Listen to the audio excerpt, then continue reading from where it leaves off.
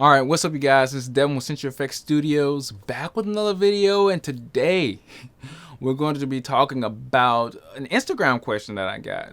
A guy came, or I think it's a guy. Guy came on my Instagram, and if it's a girl, sorry, I'm just gonna say guy for purposes of the video. The guy came into my Instagram and he says, "Hey Devin," he actually called me Aaron. Maybe I say my intro too fast. It's Devin from CFXTV Studios, back with another video. But he says, "Hey Aaron, Aaron, I really wanted to know what you thought about the T8i. I see the T8i, the T7i, and the SL3 as options that I want to buy for my first camera. I only see really the T7i in the store and the SL3." And I was like, oh, okay. And he said, in my local store, these are the only two cameras that I see. And so I said, well, oh, all right. Well, what are you trying to shoot? That's the first question I ask anybody who asks me, what should my first camera be? What are you trying to shoot with this camera? And he goes on to say, I'm trying to shoot mainly video, but a little bit of photo on the side. I said, well, Canon's a good choice. If you got the SL3 at your disposal, the SL3 is nice. He said, but I don't necessarily want to get the SL3. I really want to get the T8i or the T7i. The only difference is the T8i introduced the new 4K. It costs quite a few $100s more, and the T7i doesn't have 4K, but it has pretty much essentially the same specs otherwise, other than the 4K. And I said, oh, okay, so what's your budget? I'm going through this whole list of questions with them because I love helping people. I love helping. If anybody got questions in the comments below, any questions you got, because everybody has a unique experience. And so he goes on to tell me, oh, yeah, I got this. I said, well, you need to understand. I go back and do my research on T7i and talk about the frame rates versus, what you want to shoot versus what you get. What frame rates you sacrificing when getting Canon, all this stuff. I go to this big spiel, and then this person or this guy end up coming to me and telling me, hey, well, actually, I'm in the store right now. And I said, oh, if you're in the store right now, it's not much I can tell you other than how much experience do you have with camera. That's the next question I asked him. He says, oh, I don't have any experience with cameras, because I asked him a frame rate question, and he said, could you elaborate on frame rates? And I said to myself, oh, you don't know what frame rates are, frames per seconds are? Then you really need to get into the know of what a camera offers you and what the verbiage for cameras are. Frames per second, burst rate, aperture, shutter speed, ISO. All these camera-based terms, you need to understand what they are before you go out and buy your camera. And that's what I'm basically here today to tell you guys. There are so many different caveats and different experiences and different situations that you guys have that us, photographers on YouTube or us educators on YouTube have no idea what you're going through. We have a remote idea. Let me not say no idea, but everybody's unique and everybody's different. And we have so many people that subscribe to our channels. We cannot personally get to your question unless you give us all the information. How much do you shoot?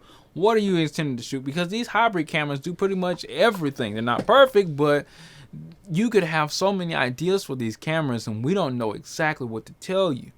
So if you don't have any experience with cameras, that's the first thing you need to mention to us, because we're going to end up bombarding you with a whole bunch of information that we expected you to research, and you got to have it. You got to be ready. You got to bang, bang, bop, bop, present it. Am I mad at this person for telling me that? No, I'm just stating the obvious facts. We want to help you guys as much as possible, and you got to give us as much information as possible. So when you guys give us questions, or give me questions on this channel, what I am going to do is I am going to go back and try to make as many videos on as many questions as I possibly can. I'm only one person doing this whole video, G7, big softbox, audio setup by myself. So in my opinion, guys, just make sure you give us all the information. Come correct, come clean, make sure you understand exactly what you're getting, what you're sacrificing, what you're trying to achieve, because there was a slow motion video that this person sent me, and they were like, well, I want crispy videos. I think your videos are relatively crispy, 4K, all this stuff. And he's spending double the amount of money that I spent on this camera. This camera has 1080p at 60. This camera has 4K at 24. And it has a somewhat of a log profile. It's not raw video, but a log profile that you can actually work with. And so I would really recommend the G7 for this person, except the focus and all that great. So if you're not good at pulling focus, I wouldn't then recommend it, but it might be a good learning experience. At the end of the day, guys, if you're buying cameras, especially if you're buying them at the store, there's only but so much you can do and questions you can answer if you haven't already researched it.